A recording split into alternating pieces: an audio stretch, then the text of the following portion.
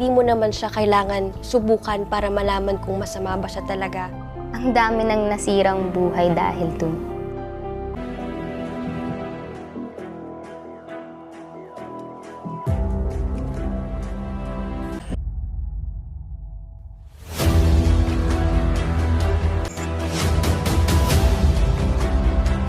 Wag.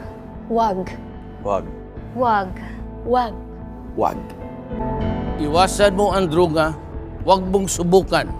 Masisira ang buhay mo at sa huli ang bayan mo.